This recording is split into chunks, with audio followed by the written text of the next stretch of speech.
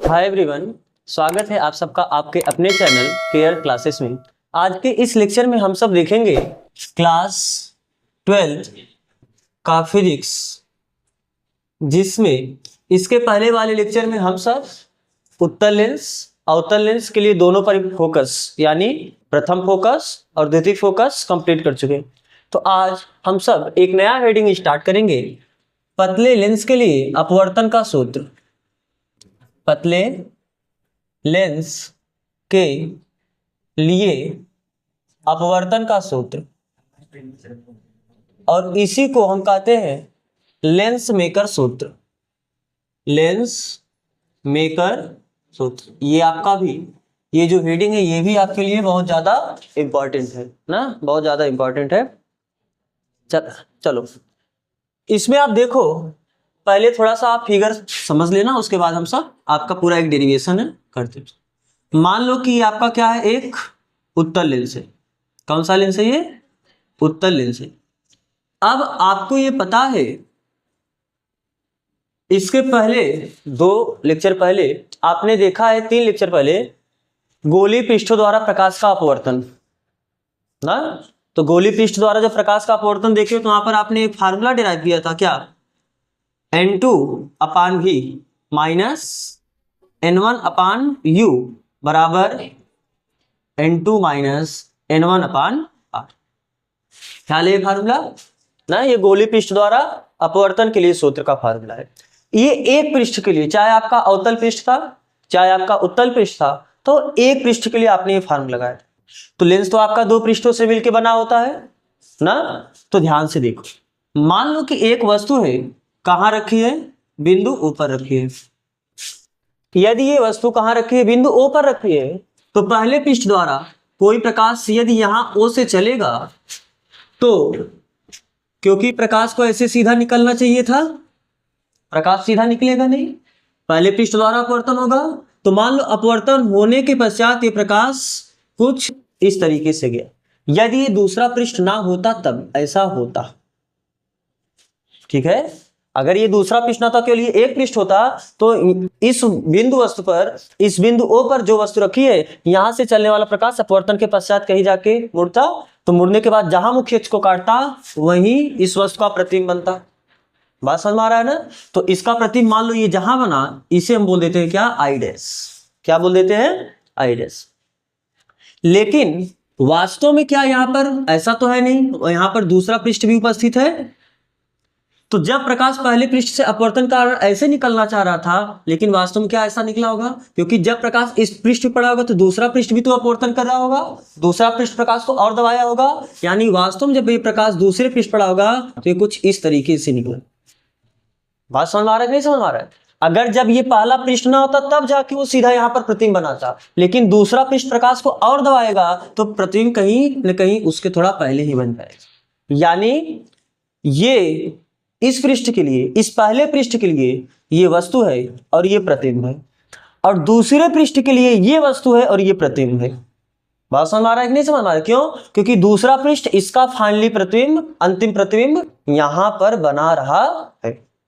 ये फिगर आपको बात समझ में आ रहा है ना? यहाँ पर मान लो ये क्या है? आपका प्रकाशीय केंद्र है, इसे हम किससे दर्शाते हैं? C से।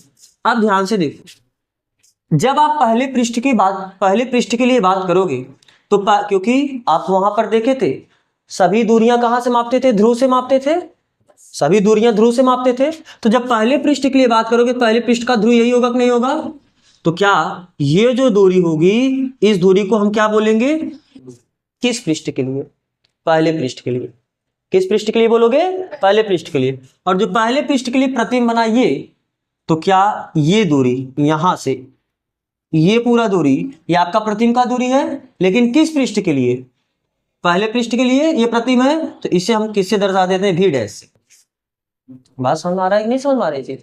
फिर अब ये जो दूरी है, क्योंकि अब जब दूसरे पृष्ठ के लिए आपको बात करना होगा, किस पृष्ठ के लिए? दूसरे पृष्ठ। ये तो पहले पृष्ठ के लिए आपने वस्तु और प्रतिबिंब देख लिया, अब दूसरे पृष्ठ के लिए क्या ये वस्तु है कि नहीं है? अरे दूसरे पृष्ठ के लिए ये वस्तु था और ये अंतिम प्रतिबिंब है दूसरे पृष्ठ के लिए, तो ये दूरी कितनी होगी? क्योंकि अगर ये वस्तु है तो आपको इसकी दूरी यहां से बतानी पड़ेगी, यदि ये वस्तु है दूसरे पृष्ठ के लिए तो इसकी दूरी इस दूसरे पृष्ठ के ध्रुव से बतानी पड़ेगी ना। तो दूसरे पृष्ठ के ध्रुव यही है, तो यहां से आप ये दूरी बताओगे तो ये दूरी कितना आ जाएगा बताओ। ध्यान से देखो, मान लेते हैं कि लेंस की मोटाई कितनी है टी, लेंस की मोटाई कितनी है टी, तो क्या ये पूरा दूरी v डैश है, तो v डैश में से आप t घटा दो तो यही दूरी बचेगा कि नहीं बचेगा, यानी ये दूरी कितनी हो जाएगी v डैश माइनस टी। और दूसरे पृष्ठ के लिए यही तो प्रतिबिंब है, और फाइनली प्रतिबिंब को हम क्या बोल देते हैं v। इसे हमने v डैश बोला है और इसे मैं क्या बोला हूं, क्या बात समझ में आ रहा है। पहले पृष्ठ के लिए ये वस्तु हुआ, पहले पृष्ठ के लिए ये आपका प्रतिबिंब हुआ, दूसरे पृष्ठ के लिए ये जो पहले पृष्ठ का प्रतिबिंब था वो दूसरे पृष्ठ के लिए वस्तु है। बात समझ आ रहा है ना। तो दूसरे पृष्ठ के लिए ये जो आई डैश है ये वस्तु का काम कर रहा है और इसका अंतिम प्रतिबिंब दूसरे पृष्ठ द्वारा कहां बन रहा है आई पर।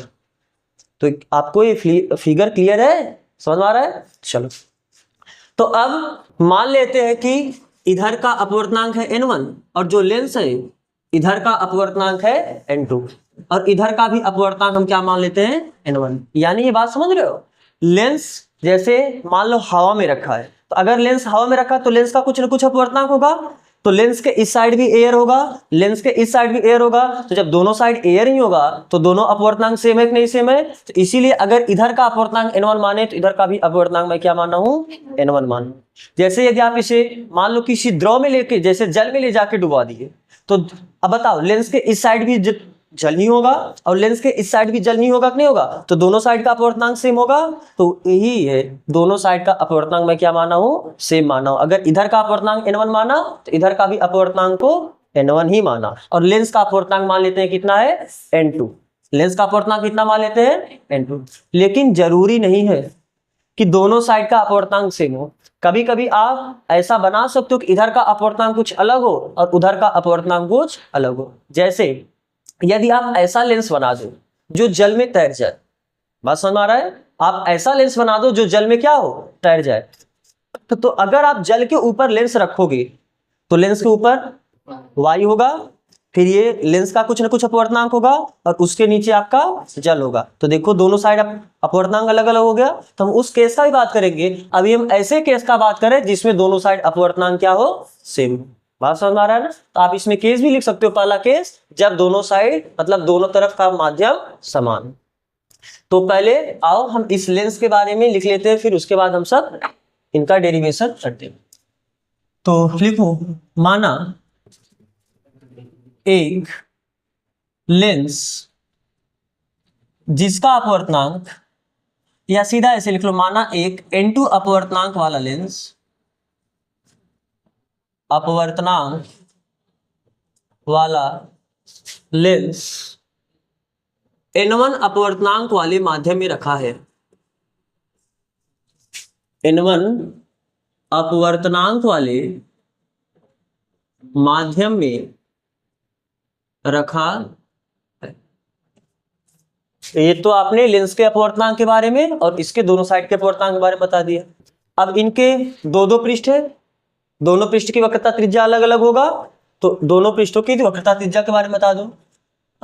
माना लेंस के पहले पृष्ठ की वक्रता त्रिज्या r1 तथा दूसरे पृष्ठ की वक्रता त्रिज्या r2, ठीक। माना लेंस की मोटाई d है,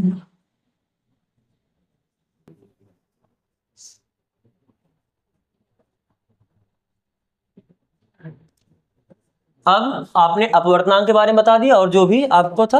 अब आप ये वस्तु और प्रतिबिंब की स्थितियों के बारे में मेंशन करो। क्या, माना लेंस के सामने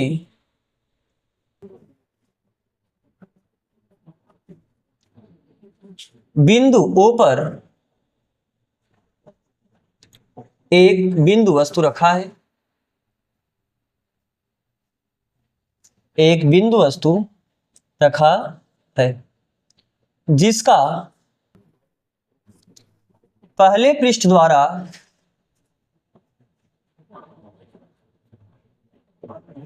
प्रतिबिंब कहां बनता है? आई डैश पर बनता है। और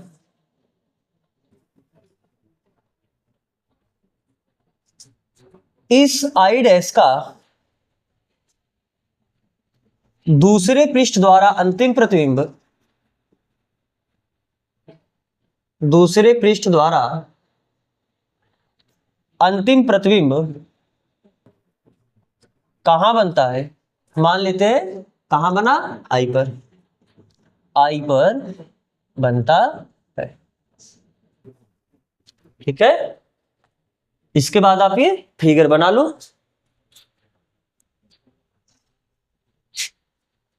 अब हम चलते हैं इसके डेरिवेशन वाले पोर्शन पे। ध्यान से देखना, क्योंकि आपको अपवर्तन का जो सूत्र मालूम है उसी सूत्र का प्रयोग करके हमें ये पूरा डेरिवेशन करना है। तो आप पहले अपवर्तन का सूत्र लिख दो। क्योंकि गोलीय पृष्ठ से अपवर्तन के लिए आप क्या जानते हो? N2/V माइनस N1/U बराबर N2 माइनस N1/R। ठीक है, ध्यान से अब देखो। तो हम पहले पृष्ठ के लिए बात कर रहे हैं। पहले पृष्ठ के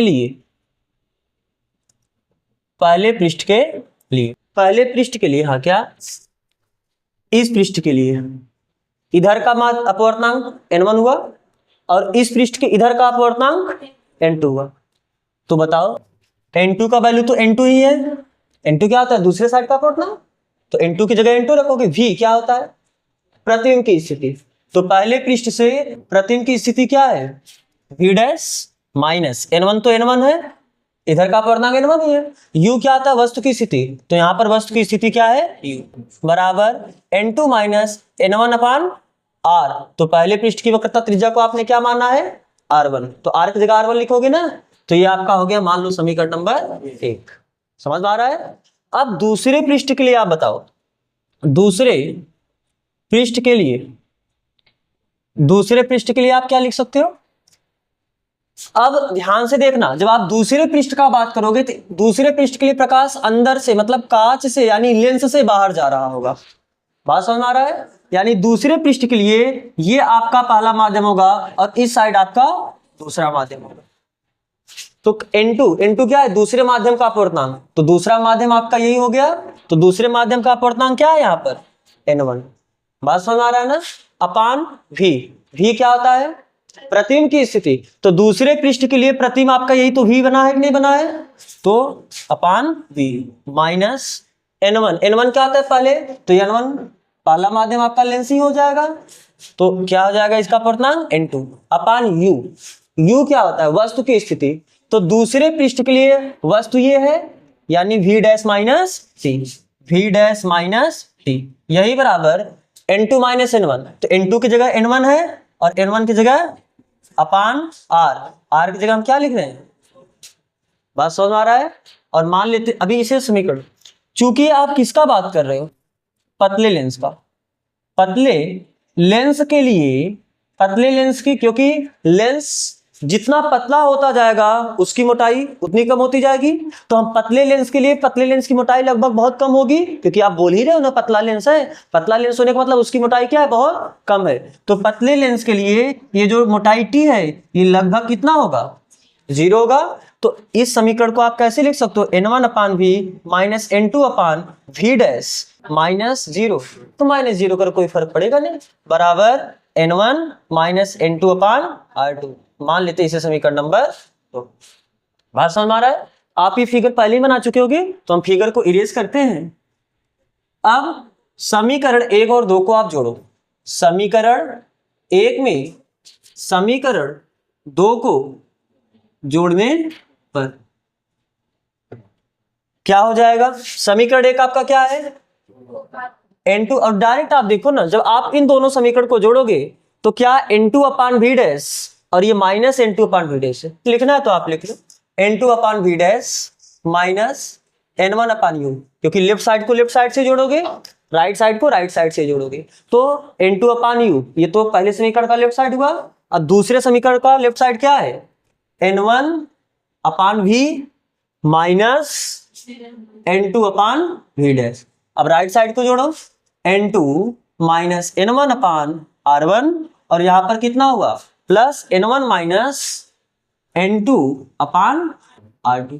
क्या ये इससे कैंसिल हुआ, क्योंकि ये जितना प्लस में उतना ये माइनस में, तो यहां पर हुआ कितना, अच्छा ये प्लस वाले को पहले लिखता हूं ना, N one upon B minus N one upon U बराबर एन टू। अच्छा आप ऐसा क्या यहां पर कर सकते हो, N two minus N one को आप कॉमन ले लो, N two minus N one को आप क्या करो कॉमन लो, तो यहां से क्या बचेगा, लेकिन यहां पर तो N one minus N two है, आपने N two minus N one common लिया, यानी इसका निगेटिव कॉमन लिया है, तो प्लस में से जब उसका निगेटिव कॉमन लिया तब यहां पर क्या हो जाएगा माइनस। बात समझ में आ रहा है कि नहीं समझ में आ रहा है, अगर नहीं समझ में आ रहा है तो ऐसे समझो, यदि आप यहां से माइनस कॉमन लेते तो क्या अब ये N two minus N one होता कि नहीं होता, तो अब आपने N two minus N one common लिया तभी आपका माइनस यहाँ पर बचा रहेगा, ठीक है, तो आप ऐसे भी समझ सकते हो।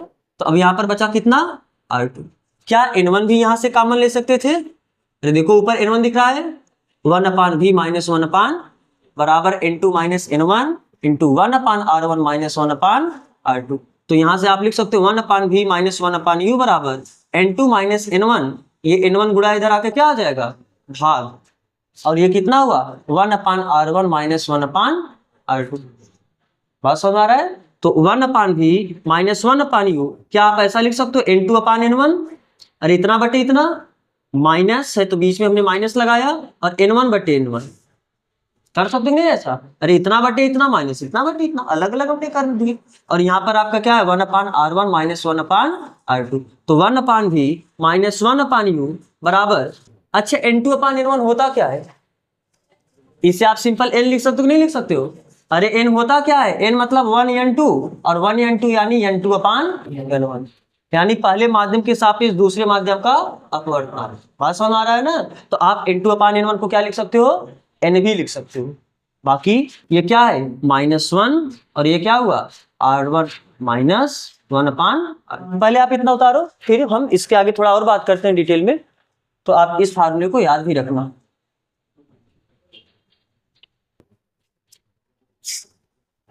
चलो देखो, हम कल आप एक चीज ये पढ़े हो लेंस का, जब आपने प्रथम फोकस और द्वितीय फोकस पढ़ा था, तो क्या वहां पर, क्योंकि आपको बताया गया था जो लेंस का मेन फोकस होता है मुख्य फोकस होता है उसका द्वितीय फोकस होता है, और द्वितीय फोकस में आपने क्या पढ़ा था कि मुख्य अक्ष के समांतर चलने वाली प्रकाश किरण अपवर्तन के पश्चात जिस बिंदु पर मिलती है इसी बिंदु को हम क्या कहते हैं द्वितीय फोकस, और ये जो दूरी होगी इसे कहते हैं द्वितीय फोकस दूरी।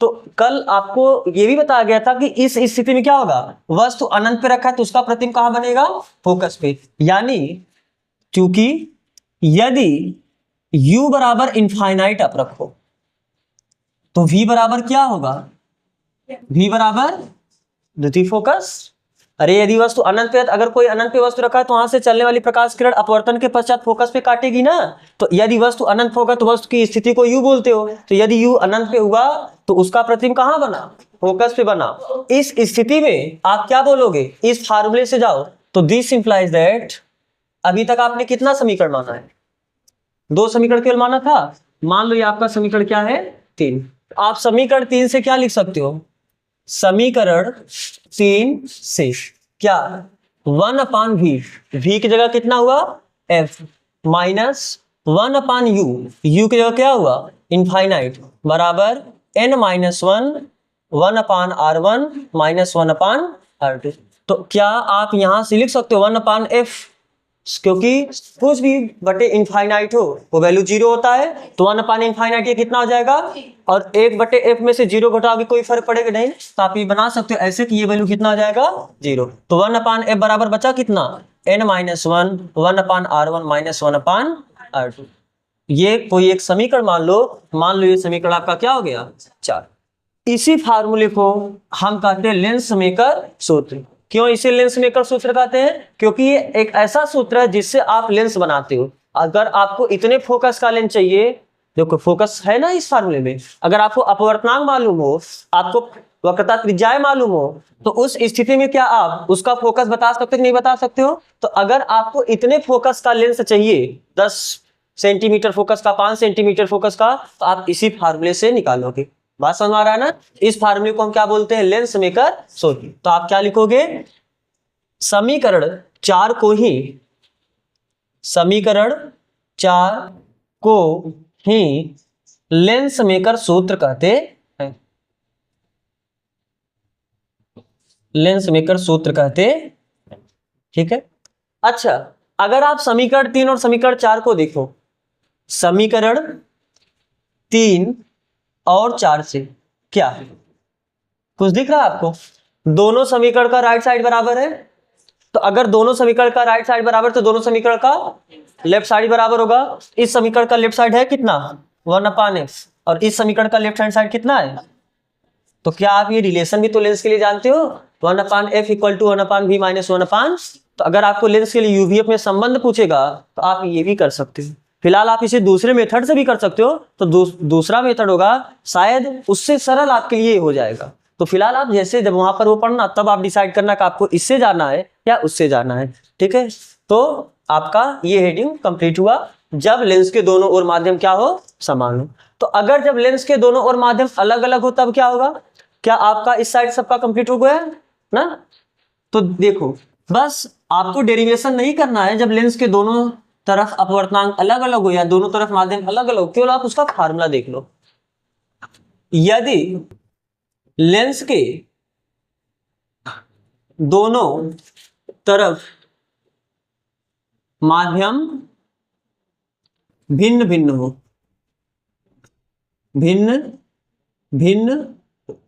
देखो सेम अगर आप डेरिवेशन करना चाहोगे कर सकते हो। कैसे? मान लो कि आपका लेंस है ना, इधर का अपवर्तनांक n1, इसका अपवर्तनांक आप मान लो n2, और जो इधर है इसका अपवर्तनांक आप क्या मान लो? लेंस का अपवर्तनांक तो n2 होगा। तो जब दोनों साइड माध्यम अलग अलग होगा तो अपवर्तनांक भी अलग अलग होगा। तो इधर का अपवर्तनांक आप मान लो n1, इधर का अपवर्तनांक आप मान लो, और अभी जो आपने फिगर बना था सेम वही फिगर बना दो। बात समझ में आ रहा है ना?